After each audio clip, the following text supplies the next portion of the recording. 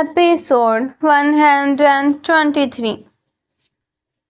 अब तक हमने देखा वे की बर्थडे में काजल का आना और उसके बाद जो भी हुआ उससे वे को अपनी गलती का एहसास होता है और वह डिसाइड करता है कि वह जाकर प्रेम से माफ़ी मांगेगा, उसे मनाएगा। वहीं बाकी सभी उससे खुश होते हैं और उसके पीछे जाने लगते हैं। अब आगे वे के सिंघानी मेंशन से निकलने के बाद बाकी सब भी उसके पीछे निकल जाते हैं।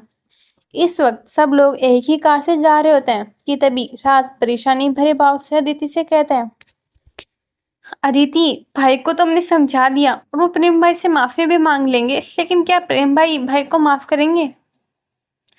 राज का साथ देते हुए निशा कहती है, मैं भी यही सोच रही हूँ अदिति, कि इतने सालों बाद क्या जीजू वे को माफ कर पाएंगे?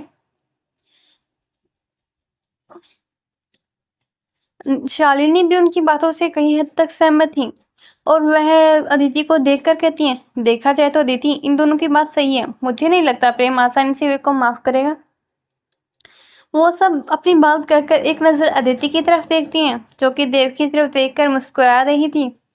वहीं देव के चेहरे पर भी एक विजयी स्माइल थी। वो सब उन्हें ऐसे देखकर पूछते हैं, अदिति, देव भाई, आप दोनों ऐसे मुस्कुरा क्यों रहे हैं, क्या बात है? वहीं शालिनी भी उनकी तरफ देखकर कहते हैं, क्या आप लोगों के दिमाग में कुछ चल रहा है? तो निशा भी उससे सवाल पूछती हैं, जितना मैं तुम दोनों को जानती हूँ, जरूर तुम दोनों ने इसके लिए भी कोई प्लान बनाया होगा ना, इसलिए मुस्कुरा रहे हो ना तुम दोनों? उन सब की बातें सुनकर अदिति अपनी मुस्कुराहट को बरकरार रखते हुए कहती हैं, हम सब कुछ ही देर में सिंघानी मेंशन पहुंच जाएंगे, तब तक इंतजार करो। अदिति की बात सुनकर निशा मुंह फुलाते हुए कहती है, अदिति, ये गलत बात है। तुमने पहले हमसे भाभी के बारे में छुपाया, उसके बाद अब ये छुपा रही हो। वहीं राज भी शिकायत करते हुए कहते हैं, हाँ दीदी, इतना भी सस्पेंस मत रखो कि हम सोच सोच कर ही परेशान हो जाए। देव उन दोनों की बात सुनकर मुस्कुराते हुए कहते हैं, सस्पेंस में ही मजा आता है। देव की बात पर निशा और राज उसे घूर कर देखते हैं। वहीं शालिनी अब शांत होकर बैठी थी। अतिथि उन सब की तरफ देखकर कहते हैं, चलो हम सब पहुंच गए हैं, अंदर चलते हैं। उसके इतना कहते ही सब लोग जल्दी से उतरकर सिंघानिया मेंशन के अंदर जाने लगते हैं। तभी उनका ध्यान गेट पर जाता है, जहां वे खड़ा गार्ड से बहस कर रहा था अंदर जाने के लिए, लेकिन वो उसे अंदर नहीं जाने दे रहे थे, क्योंकि वह सब लोग बिना प्रेम की परमिशन के किसी के अंदर नहीं जाने देते। सब लोग वहां से चले जाते हैं। विवेक, मैंने कहा ना, मुझे अंदर जाना है। विवेक की बात सुनकर गार्ड उसकी तरफ देखकर कहते हैं, सर, आप समझने की कोशिश करें प्लीज, हम ऐसे बिना सर की कोई परमिशन के किसी को भी नहीं जाने दे सकते हैं। गार्ड की बात सुनकर विवेक उसकी तरफ देखकर कहते हैं, तुम जानते हो ना मैं कौन हूँ, फिर तुम भी, तुम्हारी हिम्मत है कि तुम उसे रोकोगे?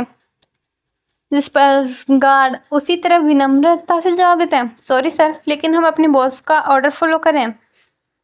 तभी गार्ड की नज़र अदिति पर जाती है, तो वह उसे देखकर कहते हैं, मैम देखिए ना, सर मान ही नहीं रहे, कब से जिद करें। विवेक जब अदिति को देखता है तो उसकी तरफ देखकर कहता है, अदिति देखो ना, ये लोग मुझे प्रेम से नहीं मिलने दे रहे हैं, प्लीज इन्हें समझाओ ना।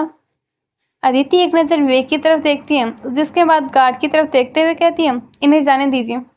इस पर गार्ड कहता है, पर मैम। जिस पर अदिति उसे टोकते हुए कहते हैं, शायद आपने सुना नहीं, मैंने क्या कहा, जाने दीजिए इन्हें।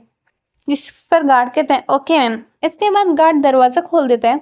इस पर विवेक भागते हुए अंदर जाता है। वहीं बाकी सब भी उसके पीछे पीछे अंदर चले जाते हैं। वह सब अंदर जाकर देखते हैं तो प्रेम अपने सर पर हाथ लगाए हॉल में बैठा था और किसी सोच में गुम था। विवेक प्रेम को देखते ही सीधे उसके पास जाकर अपने घुटनों के बल बैठ जाता है। वही प्रेम अब अपनी नजरें उठाकर देखता है तो सामने विवेक को देख के हैरान हो जाता है, जिसके बाद उसे गुस्से में देखते हुए कहता है, ये तुम क्या कर रहे हो और तुम्हें अंदर किसने आने दिया? फिर जोर से चिल्लाते हुए, सिक्योरिटी सिक्योरिटी। प्रेम की बात सुनकर विवेक रोते हुए कहता है, प्रेम प्लीज एक बार मुझे मेरी बात कर लेने दो प्लीज।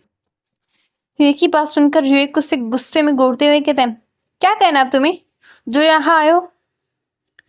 प्रेम का गुस्सा जायज था, इसलिए विवेक उस पर नरमी से ही बात करता है, प्रेम प्लीज मुझे माफ कर दो प्लीज, ये सब मेरी गलती है। जिस वक्त मुझे तुम पर यकीन करना चाहिए था उसी वक्त मैंने तुम्हारा साथ छोड़ दिया और साथ में तुम्हारे साथ कितना गलत भी किया। प्लीज हो सके तो मुझे माफ कर दो।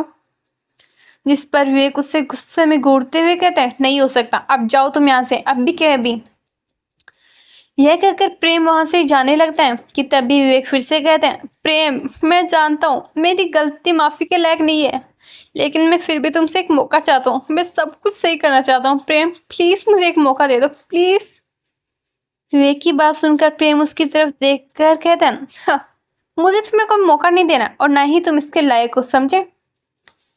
विवेक का प्रेम का गुस्सा समझ रहा था, इसलिए वह नरमी के साथ ही कहते हैं, मैं समझता हूँ तुम्हारा गुस्सा, लेकिन प्रेम प्लीज मुझे एक मौका दे दो प्लीज। विवेक की एक बात सुनकर प्रेम उपहास उड़ाने वाली मस्ती के साथ कहता है, हाँ, मौका, वो भी तुम्हें, और वो भी इसलिए ताकि तुम फिर से मेरा विश्वास तोड़ो। प्रेम की बात सुनकर विवेक वही अपनी घुटनों के बल बैठकर रोने लगता है। वहीं प्रेम उसे एक नज़र देखकर सीढ़ियों की तरफ जाने लगता है।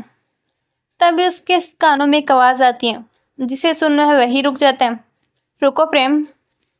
अदिति की आवाज़ सुन प्रेम उसकी तरफ देखता है। वहीं अदिति आगे कहती है, तुमने कहा भाई मौके के लायक नहीं है, चलो मान लिया, लेकिन केस में पूरी गलती भाई की है, तुम्हारी नहीं।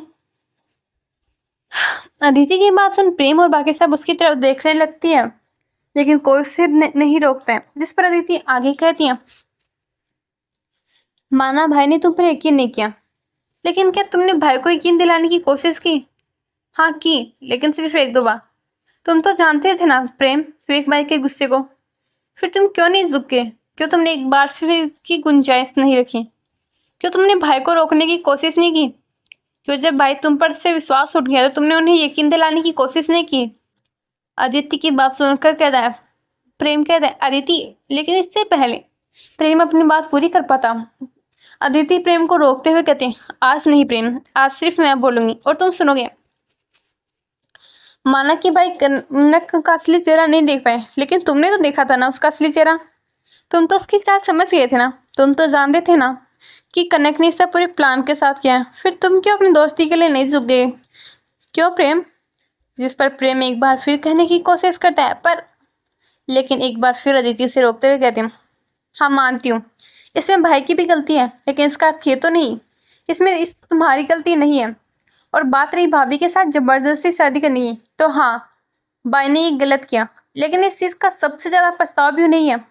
और उन्होंने अपने गुस्से में आकर भाभी के साथ गलत किया, लेकिन भाई ने कभी भाभी को आज तक हाथ तक नहीं लगाया, क्योंकि वह अपनी गलती दोहराना नहीं चाहते थे। ऐसे में तुम क्या उन्हें इस चीज़ की सज़ा दोगे। उन्होंने तो खुद को इस चीज़ की सज़ा कई बार दी है,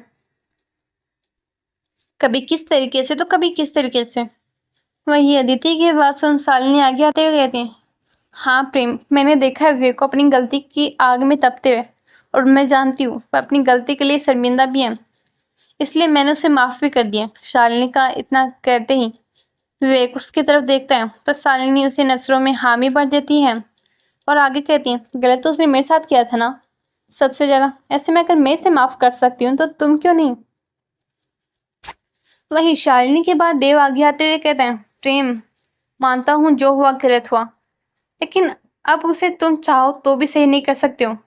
हाँ लेकिन ये गलत विवेक ने गलत किया तुम पर विश्वास ना करके, लेकिन इसका मतलब ये नहीं कि उसे तुम पर कभी यकीन था ही नहीं।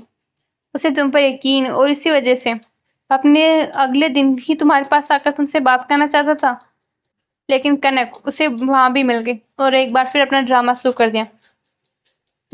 ऐसे ही बार बार जब भी विवेक हिम्मत करता, कनक बीच में ही आकर उसे रोक देती, जिससे वह कभी तुम्हारी कदम नहीं बढ़ा पाया, और अंत में तुम दोनों अलग हो गए, सिर्फ इसी वजह से क्योंकि तुम दोनों ने ही एक दूसरे पर यकीन नहीं किया उस वक्त जब इसकी सबसे ज़्यादा ज़रूरत थी।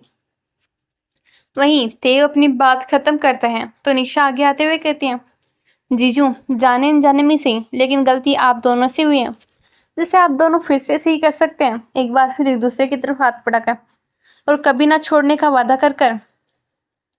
निशा की बात खत्म होते ही राज भी उनके बराबर में आकर कहते हैं, प्रेम भाई अगर आज आप दोनों ऐसा नहीं करते हो तो मुझे नहीं लगता आप आगे ऐसा कभी कुछ कर पाओगे। अगर अब ये भी रिश्ता नहीं जुड़ा तो ये हमेशा के लिए टूट जाएगा भाई, हमेशा के लिए। इसलिए एक बार सोचना जरूर भाई प्लीज़। दास की बात खत्म होती अदिति एक बार फिर कहना शुरू करती है, मैं मानती हूँ प्रेम, जो बीत किया उसे बुलाना इतना आसान नहीं, लेकिन एक कोशिश से आसान हो सकता है, पता है प्रेम। जब मुझे ये सब पता चला ना, मुझे बेहद गुस्सा आया कनक पर। मन किया मैं जाकर उसे मार ही डालूं। आखिर वो ऐसा कर भी कैसे सकती है। लेकिन बाद में मुझे पता चला, क्या मैं उसे सजा दूंगी जिसे वक्त ने उसके खुद की सजा दी है। अदिति की बात सुनकर सब उसकी तरफ देखते हैं। वहीं प्रेम उससे पूछते हैं क्या हुआ उसे। जिसे सुनकर अदिति कहती है उसने गुस्से में आकर ऐसे ही कई काम किए, जिस वजह से वह कुछ लोगों का शिकार बनी, जिन्होंने उसे बेरहमी से मार डाला। इतनी बेरहमी से कि वह सोच ही नहीं सकती थी। शायद इतना होता तो भी ठीक था, लेकिन किसी ने उसको शव को अग्नि देना भी जरूर नहीं समझा। सबने यही कहा कि वह उसे हाथ लगाकर अपने हाथ कंधे नहीं करना चाहते, जिस वजह से वह उसके शव को जंगल में फेंका दिया गया, जहां वह जानवरों की भूख का शिकार बनी। कनक के बारे में सुनकर सबको उसके लिए थोड़ा बुरा जरूर लगा, लेकिन वह सब जानते थे कि कनक ने ऐसे ही कई परिवार खराब किए हैं, इसलिए उसने सबने उस पर ध्यान नहीं दिया। वहीं अदिति आगे कहती है कनक को उसकी घेर की सजा मिल गई है, और तुम दोनों को एक दूसरे पर विश्वास ना करने की भी। लेकिन अब ये तुम्हारे हाथों में है कि तुम इस सजा को आगे बढ़ाना चाहते हो या एक नई शुरुआत करना चाहते हो। आखिर फैसला तुम्हारा होगा। तुम्हें जो करना है वो करो, तुम्हें कोई कुछ नहीं कहेगा। लेकिन एक बात याद रखना प्रेम, सच्चे रिश्ते और खुशियां बार बार दरवाजे नहीं खटखटाते। आगे तुम्हारी मर्जी। हे डियर लिसनर्स, कैसा लगा आपको आज का पार्ट जरूर बताना। और आपको क्या लगता है, क्या प्रेम करेगा विवेक को माफ, और क्या कनक के साथ सही हुआ या गलत? जानने के लिए बने रहिए मेरे साथ इस कहानी में। तो चलिए जल्द मिलते हैं अगले पार्ट में। तब तक के लिए बाय बाय।